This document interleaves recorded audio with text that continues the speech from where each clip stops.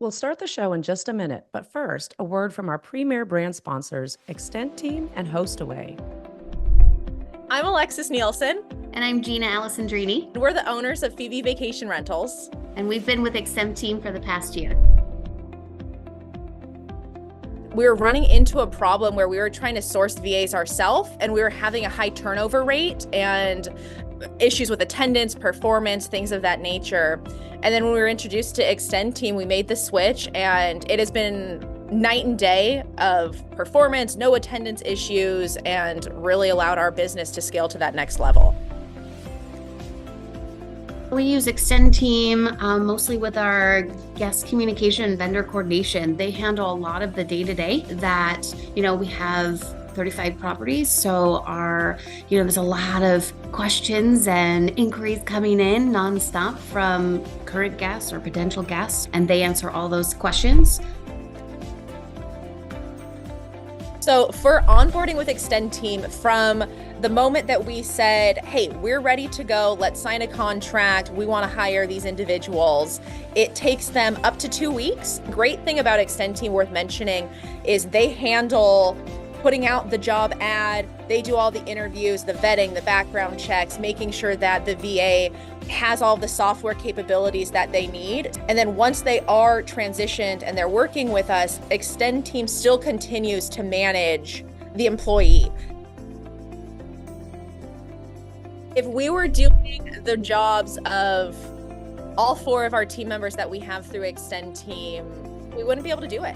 These individuals are really our extra set of eyes, ears, arms to get everything done that needs to get done. By employing Extend Team, we are able to focus on growing our business rather than working day to day in the business. The best news is Extend Team has an exclusive offer just for listeners of Alex and Annie podcast. Receive 50% off your onboarding fee when you visit extendteam.com/Alex and Annie or mention our podcast when you contact them.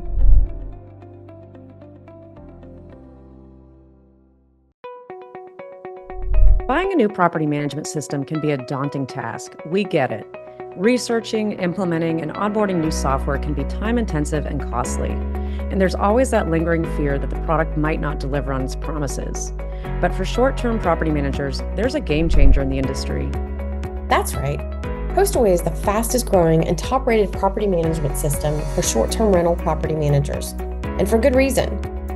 HostAway doesn't just streamline your operations, it makes you more money. Thousands of HostAway users have quickly realized their return on investment with profitability-boosting features like increased bookings through multi-channel distribution, cutting out commission by driving guests to your own direct booking website, and increased revenue per reservation through offering tasteful upsells. Plus, with connections to industry-leading dynamic pricing products like Price Labs, you can increase bookings and your ADR without worrying that you're leaving money on the table or pricing yourself out of the market. Listeners of Alex and Annie podcast can onboard HostAway for only $100. That's $400 off the regular onboarding fee. Visit get.hostaway.com/Alex and Annie for a demo and to learn more. Ready to go pro? Learn why thousands of property managers are using HostAway to take their vacation rental business to the next level.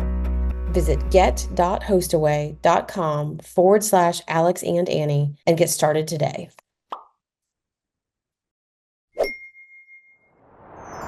Welcome to Alex and Annie, the Real Women of Vacation Rentals. I'm Alex. And I'm Annie. And we are joined today with Caleb Hannon, who is the COO of Stay Lake Norman. Caleb, it's so good to see you. Yeah, so happy to finally connect with you guys. We are honored to have you. We've been talking about you through other people for, it feels like forever. And I know you from our membership committee for VRMA. And I commented before we got on camera that I didn't recognize you without a hat. So it's nice to see your big smiling face. But before we get started, why don't you tell everybody a little bit about your background and how you got into vacation rentals? Yeah, so it's kind of non-traditional from a lot of the stories you hear. As a kid, I was blessed for having the opportunity to kind of move up and down the East Coast a lot, just from my family dynamics. And so I got to really experience working with all types of people, meeting all types of people, which I think has really kind of set the tone for what I've done in my life. Shortly after college, I worked in marketing for an RV company, then moved to Texas, and I did a stint there at a university where I taught a class, but also ran the sports department for the intramural program. Then after that, moved back to North Carolina, got into running the programming for a nonprofit retreat center. And then COVID had us make that decision to shut down that nonprofit retreat center, and just got on Indeed and had to find a job. I had to be able to support my family. We had a newborn at the time and our teenage daughter at the time. And so I found an operations job. I was just an operations coordinator. I went and met with the GM at the time, as well as one of the owners, and it just felt like a really good fit for the time. My first day of work, I threw on 3 or 4 podcasts about the space and just dove in. And I just immediately fell in love. And since then, I've been able to move up the ranks now to COO. I've been able to purchase a portion of the company, and all my wildest dreams are coming true. Wow, what a great story. I'm sure there's a lot of trials and tribulations in the meantime between all those years, though. This isn't an easy business. And certainly if you didn't really have, experience on the hospitality side, probably a big learning curve when you got into this as you initially took the position. Yeah, absolutely. I've always been like a systems and processes type of person, but at the same time, like I have that creative in the back of my head. I always want to be creative for a little bit. And so I think that really lended a hand in being able to come up with ideas and ways to make people feel wanted, right? We offer homes for people to stay, but at the same time, they want to feel like we want them here, and they want that. And, coordinate that with, my backstory of moving a lot when I was a kid. I always wanted to feel wanted where I was moving. So it just kind of all those pieces of my life just kind of work together to be perfectly situated to work, with vacation properties. I always say that people get into the business and you either have this hospitality gene or you don't. And the ones that have the staying power are the ones that have the gene and they find the way to work with it. And so I think that you talked about that, you touched on it, you were looking and wanting to feel wanted and needed and valued and like part of a community as you were growing up. So that's something that Alex and I both have found, like within this industry specifically. I've worked in hotels, but in vacation rentals, there's just something about the community that we work in. While it might be just your business in your town, it's just larger than that. And everybody's so gracious and welcoming. But what was it specifically, I think, like in the beginning? Because if you had to dive in and learn things about it, what was it that initially just hooked you? So I've always considered myself as a problem solver. It's always something that I really, really like to, in a respectful way, challenge the status quo and ask, like, why are we doing it this way? And is there a better way to do it? And so when I came into the business, I was running operations. So every day I got to come in, I got to see an issue, because no matter what you say, there's always an issue every single day. There's some kind of new issue that you probably never thought would even happen. Every day I came to work, I got to think of a problem and I got to try to solve it. And some were big problems that took a while, and others were like, hey, we're doing it X way. Can we just try it this way for a day and see what happens? And so that was the initial, like, I really got to just use that part of me that's creative, but also the systems guy, and be able to, just go in and see what can be changed. If I ask you a question of why have we done this, and your answer is, well, we've always done it that way, well, then let's really sit here and think about why have we always done it that way, and what's changed in the past 3 years that makes us think that we should change it. And so I was able to just flourish in that environment. That's so cool. I shared this before we hit play, but Host and Home down in Hilton Head that I work with, their owner had mentioned Stay Lake Norman to me in several conversations, because he's stayed with you on many occasions, and just, raves about the experience that you create for your guests. And not only the experience, but just the true quality of the properties that you represent. But I'm curious, as you guys have, really carved out a pretty strong niche there, what is it in your words that makes Stay Lake Norman different than the competition that people are talking about you on the streets in a good way? Yeah, well, it's an honor to hear that. And I have to say, like, there's no one thing that I think I do. I'd like to give as much credit to the team as possible, because honestly, some of the jobs that we have are not fun. They're not glorious. And I've got people showing up to work every day with a smile on their face, just doing what needs to be done. I think we have beautiful properties, and that's just one part of it, right? It's very easy to to sell a really sexy home. I mean, that's why there's TV shows about it, right? Yeah. HGTV exists because people get to see ugly homes that turn into beautiful homes a lot of times. So, that part of it is pretty easy, but taking that and also putting in what if you saved up your entire last 4 years of income to be able to provide this for your family, or you and your friends are coming because someone is in chemo treatment and this might be the last vacation that you have, being able to not only provide this beautiful space for them to be able to enjoy and connect with each other, but also being there as part of their family of saying, hey, I want to put you in the perfect home. So tell me what you need. And then finding the perfect home for them so that they're not stressed about what the bedroom layout is or anything like that. And then if they need to get in early because their flight landed early, they call us and we're like, hey, not a problem, we'll get you in. Being able to connect with people and offer them a place where from start to finish, they can feel like they have someone to reach out to and talk to. That's what I want to provide. I love that. So one of the things I think that I've heard about you and your company before is that you've got a pretty robust tech stack. You do a lot of things. You talked about you're kind of a tech guy. So why don't you tell us a little bit about what you guys have in play, what you're looking for? Are you doing anything in-house? Is everything like a piecemeal? I think one of the things we talk about, and Lena Maldonado has come on a couple of times to talk about, it's like a big Jenga puzzle, trying to get all these things together so everything works in sync. But what have you done that you found successful for a state like Norman? Yeah, I think one thing that I've always told our team is that we're going to pay for the best. Like if it costs more, we're going to pay for it, because if it's the best at what it does, then we're going to use it because it's going to make our lives easier on the back end, and it's going to cause you to work less. So then we'll just transfer, that cost savings of labor to, whatever the tech is. So, obviously, we have our PMS system and we use Streamline for that. And then we use Breezeway for our operations. And really, or why we got into Breezeway was because we really took a strong focus on safety. And we market that to our guests. We talk about it all the time. And Justin Ford and I are really great friends talking about that community in the industry. He and I visit each other's families. So, we got into safety, which then let us really see what Breezeway could do for the operations side.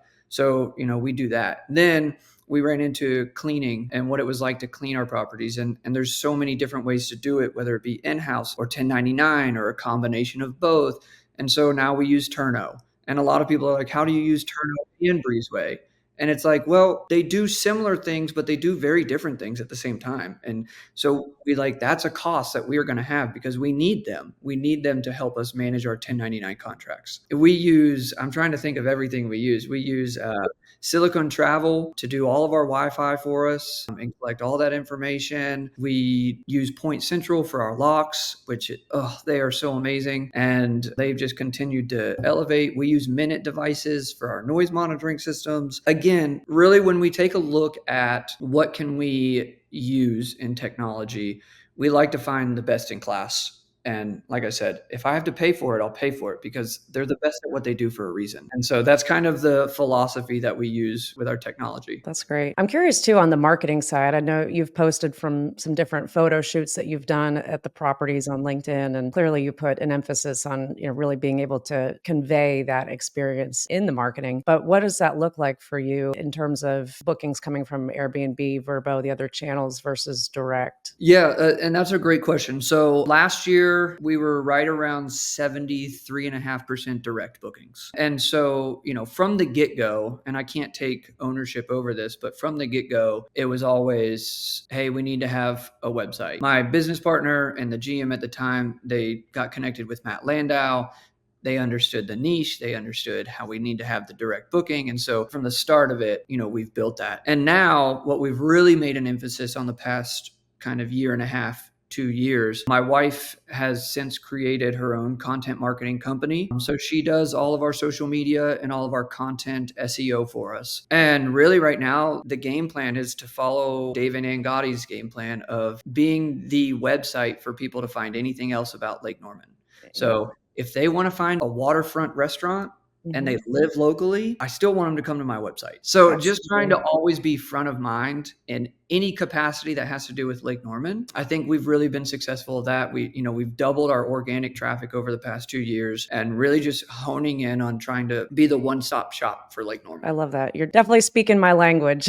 And that's great to see that you've leaned into those strategies, particularly the content strategy. And that's one thing that if you look at companies that they don't have a lot of direct bookings, and the question is, okay, well, do we invest in SEO? Do we invest in content? Do we invest in PPC and the whole marketing flywheel? That's the David Angotti approach. And certainly what I've used in my experience too. And you can't just do one thing. You have to really do them all. And you have to do them all well in order to get to 73% direct bookings. Sounds like you're firing on all cylinders. It's good to see. And actually, even on the content side, you even have a podcast for Lake Norman too, which is great. And any company, it's like you have to think of yourself as a media company. And I know that sounds strange, but you need to be putting out content. You need to be serving content in the way that people listen, experience, see in different avenues. So that's really cool to see that you're taking that approach as well. Yeah, it's been fun. Like I said, earlier, I have that creative side in me. I have a minor in marketing. So that's always intrigued me, is how do people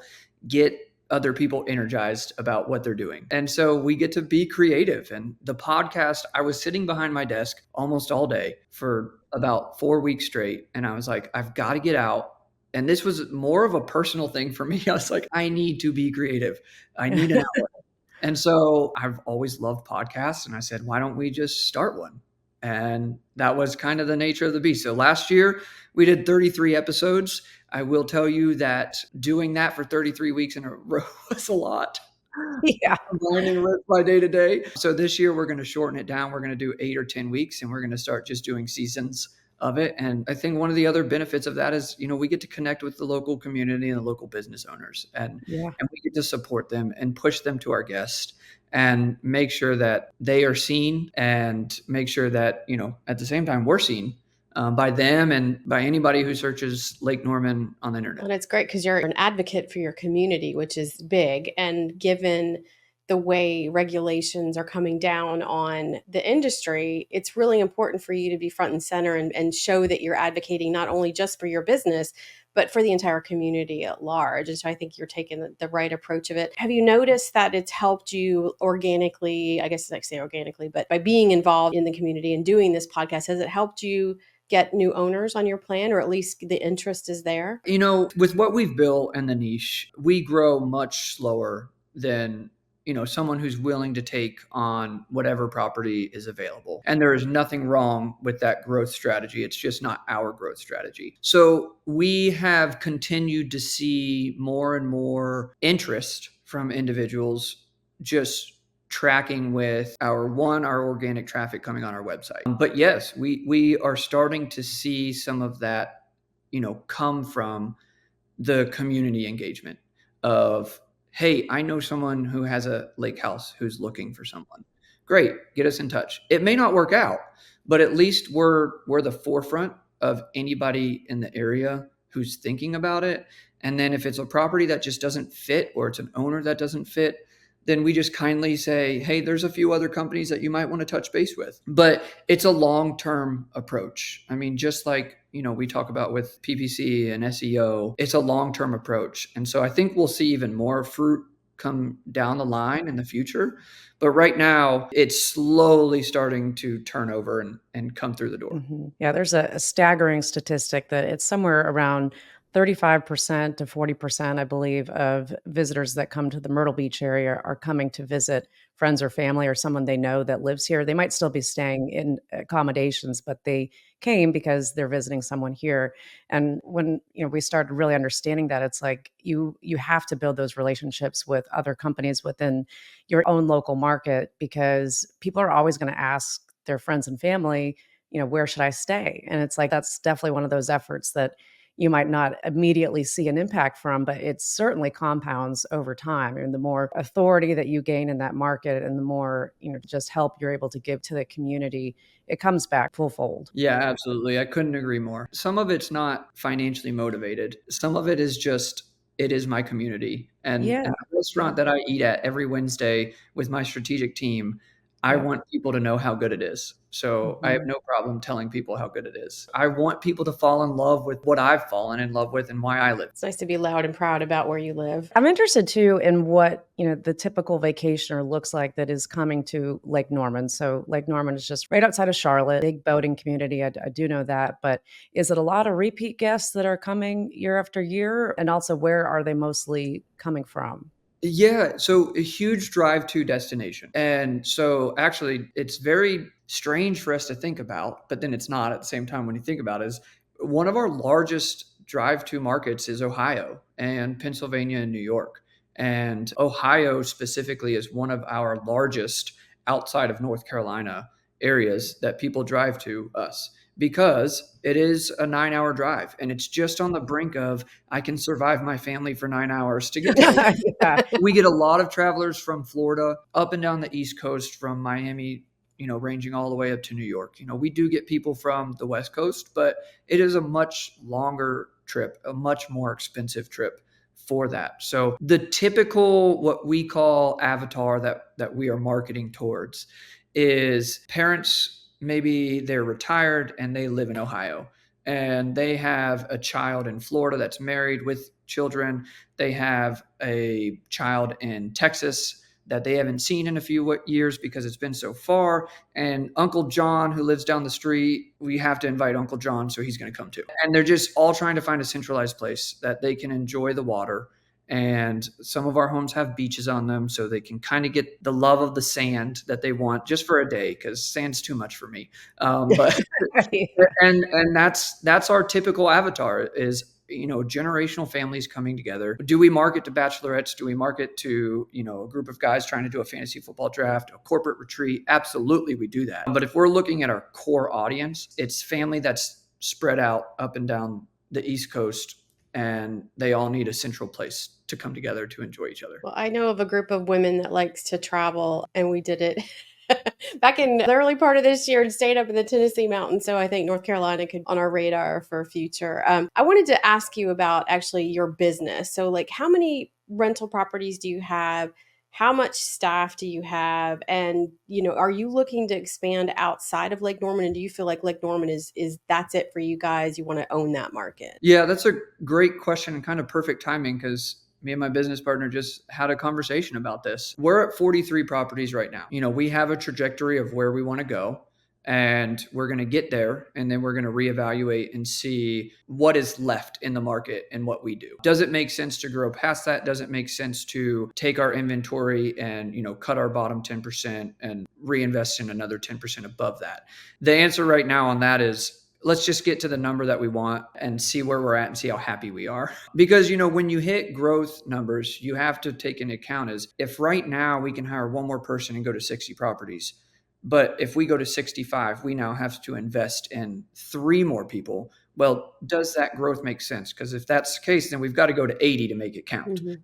Type thing. So, we want to evaluate there. Staffing wise, we have about 15 full-time staff. And people are probably like, whoa, 15 full-time staff for 43 properties is insane. But we do have very large properties and we do take that extra step to make sure that we're providing absolutely everything we can. A lot of our owners are investors.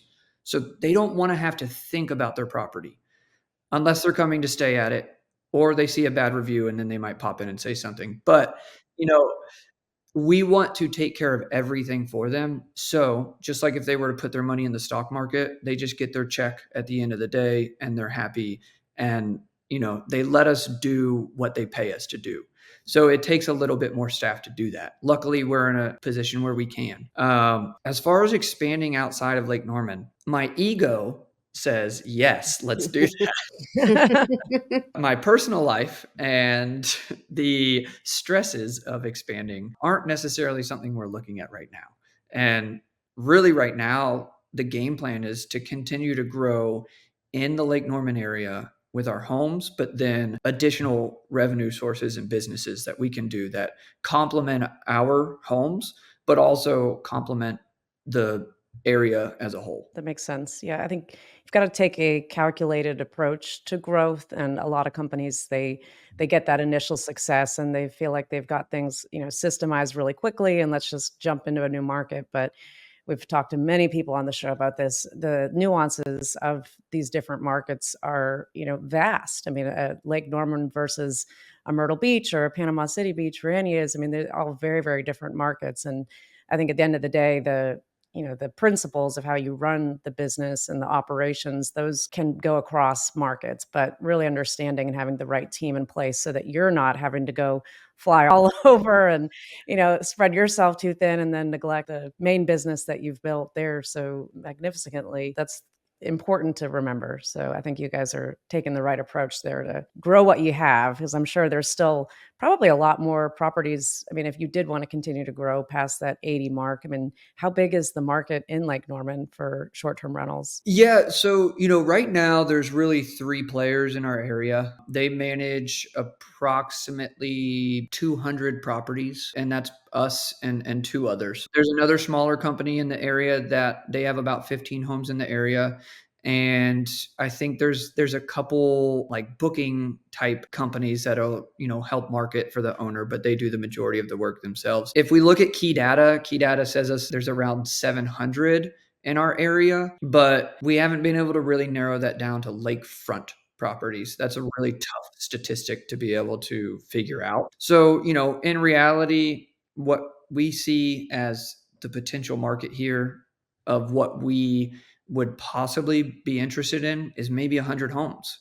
But that's just the niche that we have. There's well more out there that we could do. I would rather take my time and invest in other opportunities to grow the community and service our homes, but also service the community as whole and find a way to make money out of that as well, while keeping our niche in the property management side. I think it's really important to understand and know where your lane is, so to speak, to find your place in the business. Because I know when I was in property management, I worked for and was part of a company, and it was really because it was a lot of condo product, like where Alex is, it was about volume.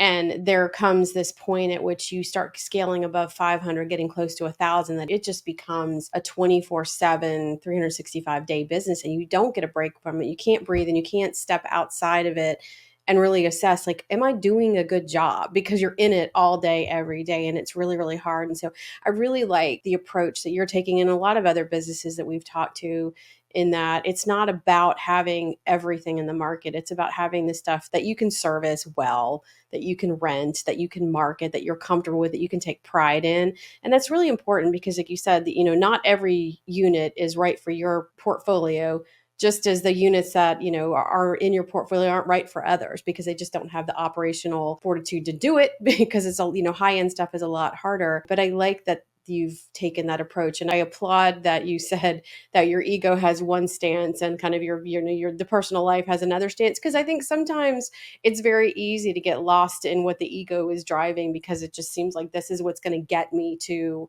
the next level or wherever I think my my future goals should be. And sometimes it's hard to see the forest for the trees, so to speak. It is. It took me a long time to truly understand what a niche was and understand the financial side of it, understand the marketing side. It is something that until you're in it, it's hard to understand of why would they do that?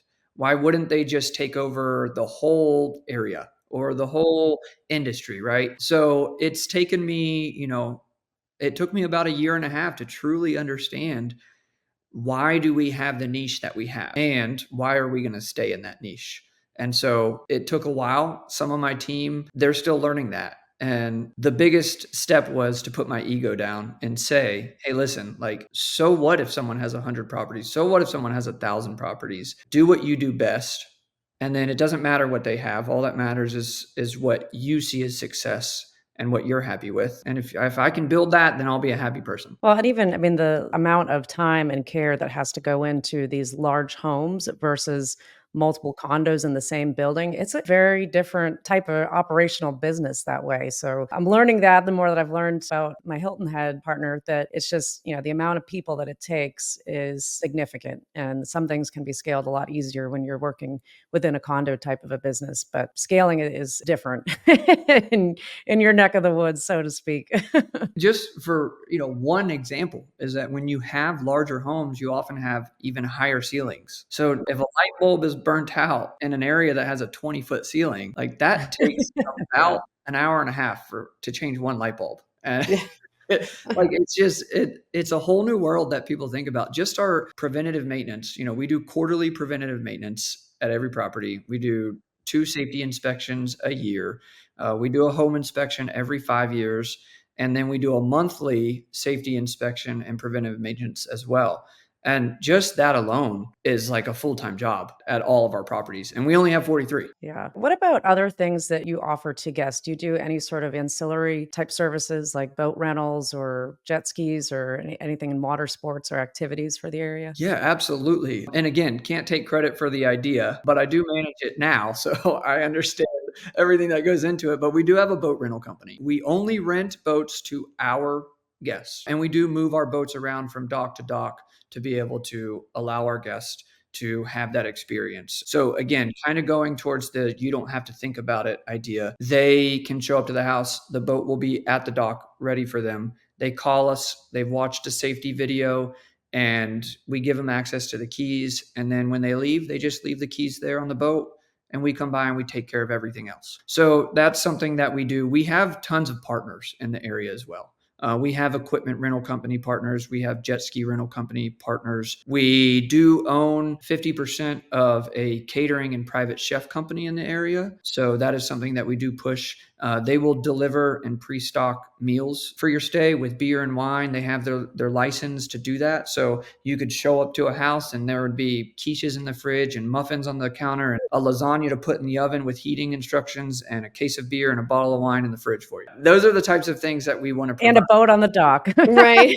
And again, we have taken the step to try to find everything that you might want and then put it right in front of you and say, this is who you need to talk to if you want this. And because everything's so specialized, we do push it to some of those vendors. If we don't control it, we push it to those vendors because, if you have a gluten intolerance, I want you speaking to Chef Peter. So, what we can control, we try to find a way to make money out of it. What we can't control, we push to the best in the area so that they can help you get the best experience you want. I think that it really, solidifies the difference between booking with a professional host versus just an Airbnb as well. I mean, those relationships that you have and knowing how to connect the dots into who the right, vendor or supplier is going to be for those guests, that's going above and beyond. So there's a big difference there. You all live in an area. So, if you Google something, you're probably, if you Google best restaurant in the area, you might disagree with the top 3 that come. Mhm. Without living there, you don't know that. And so, Yeah. that's one thing that we get to deliver to our guests. And, the podcast helps that, which is why we started it. We do a discount card that we put on every single guest when they check in. So they get a little credit card size discount card to some of our favorite local restaurants. And the restaurants love it because it brings people in the door. And we don't charge them to do it. We just give it to our guests. So, all those little things of just being able to be the expert in the area and help you guys when you show up next year, because you're going to come stay, you're on vacation mind. You just want to walk in and you're going to see a card and it's going to say, ooh, this restaurant. Okay, yep, that's where we're going. And you're going to know it's good because we offered it to you. Well, and note to you, we like pizza and wine, so you're totally set. Yeah. It doesn't take a lot to please us. It should be easy. It should be easy. I had a question. So you have an incredible business and your focus is in all the right places that speak to me and Alex. You are thinking about your branding.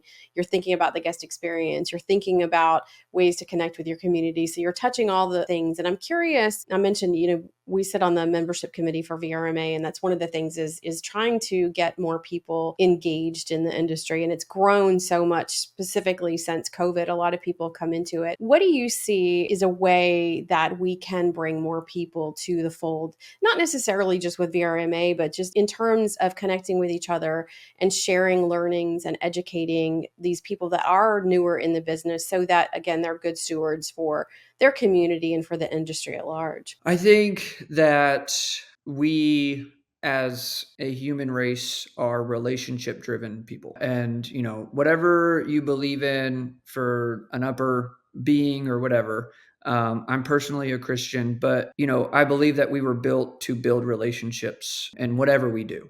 And so when let's just, say, go to a huge conference, I've taken some of my staff, right?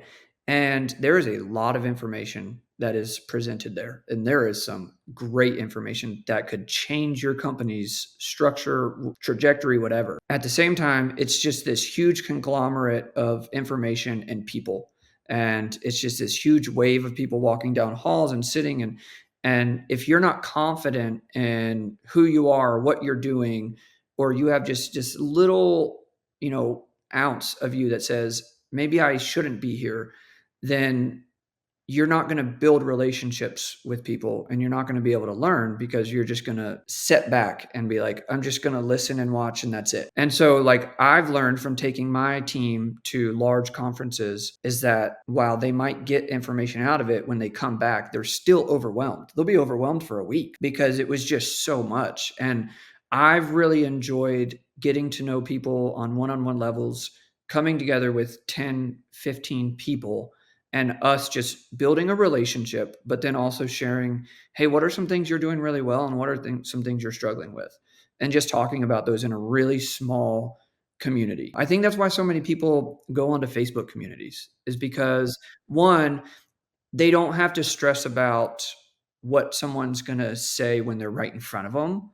They can, take a little bit of that confidence if they're not like me and just out there and whatever, and they can post something and then they can wait for responses. But those people are searching relationships and those people want to learn from people. And so I think as an industry, we have to do a better job of finding ways for people to connect in smaller groups and smaller cohorts to be able to learn from one another, because there are people who run 3, short-term rentals, vacation properties that I could learn something from. There are people who run thousands who could learn something from them too. But everybody has to be able to see that at the same time. And the only way to see that, in my opinion, is to get people together in small groups, let them connect as people, but then talk about their business. So well said.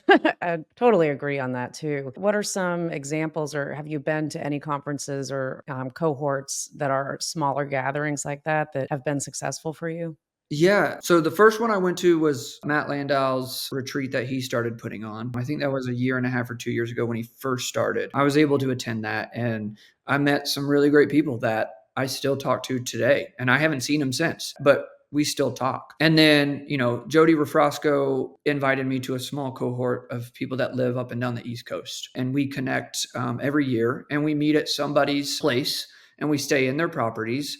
And we meet at their home base, we see their operation, and then we share what we've done well over the past year and what we're struggling with. And there have been some grand takeaways from everybody. I mean, you just look around at 10 people and you can see the response and it's just like light bulbs, like, oh my gosh, that's great. Yes. And we all are very different. We don't compete with each other. We're all very different in what we do. But not only do we learn stuff about our business, but we also get to connect with people who are in a similar space as us and be able to be like, oh, doesn't that just sometimes that really and you can, sit there and connect with them. And it's just great. I think it's also important you touched on it about the fact that a small property group could learn from big just as much as a big could learn from a small. Because I think part of the challenge that we have is a lot of the content that is at some of these larger conferences is geared towards these large operators. It's not for how do you get in it and how do you scale. And so there's been a lot of talk over the last couple of years, like, should there be tracks at these conferences so they're for all of these people? But I think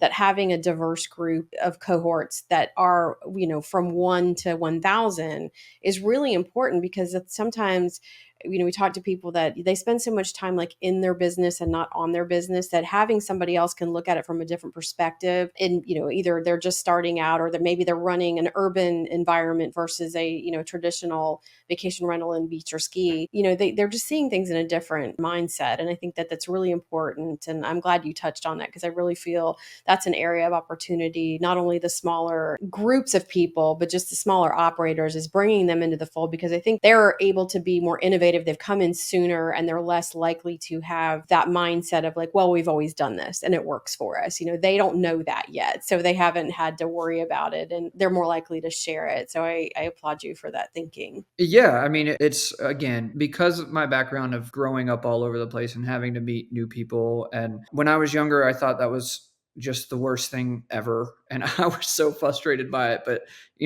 hindsight, it truly allowed me to be able to understand that everybody comes from a different place and a different backstory. And you just never know who they are.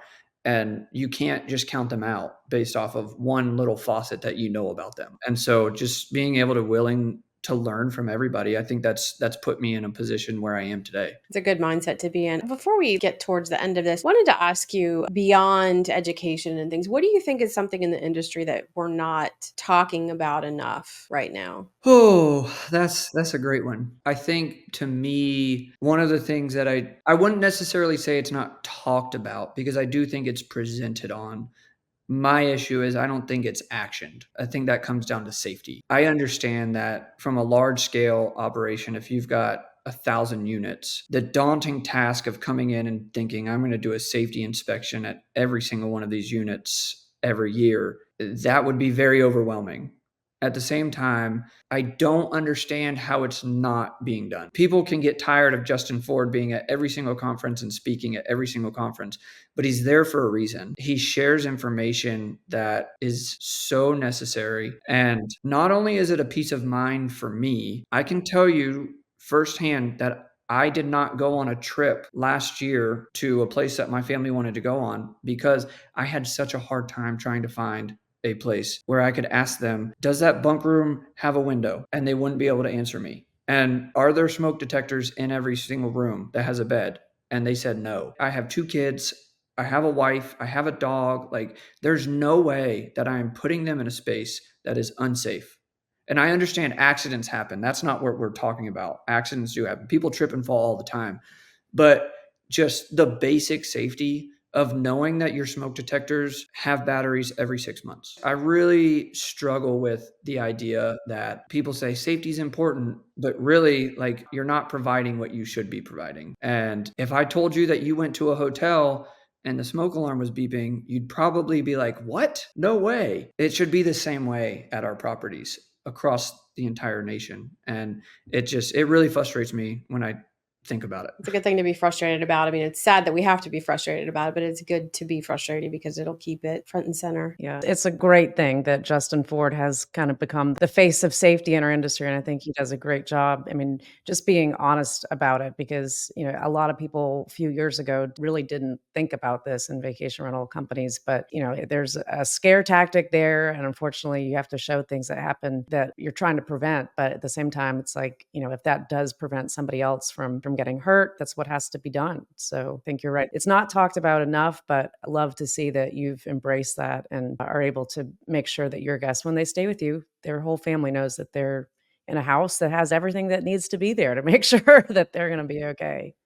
Yeah, again, I want people to experience what I hope to experience. And Yeah. when I walk into a house with my kids, the last thing I want to be doing on my vacation is stressing about safety. And at the same time, and just, 100% transparency, when I wasn't in this space, I didn't think about it. As a consumer, I did not think about it at whatsoever. And so I know for a fact that probably 90% of my guests are not thinking about it. So don't I even have a further responsibility to make sure that I do my job, because I know that they don't even know what harm is in front of them. And so that's kind of just the perspective that we take on it. Absolutely. Great point, and a great point to close with. Caleb, you've brought just a lot of insight today, and we appreciate you coming on. This was a great conversation, and look forward to having many more with you in the future as we continue to track your journey and your success. But in the meantime, if any of our listeners want to reach out to you, what's the best way for them to get in touch? Yeah. So not traditionally on LinkedIn like a lot of other people. The best way is to email me. That's my to-do list. So Caleb at reallestateLakeNorman.com. Just email me if you love it, if you hate it, if you have a question, whatever. I will read it and it will come right to me and I will respond, I promise. Awesome. If anybody wants to get in touch with Annie and I, you could go to alexandanniepodcast.com. And until next time, thank you for tuning in, everybody.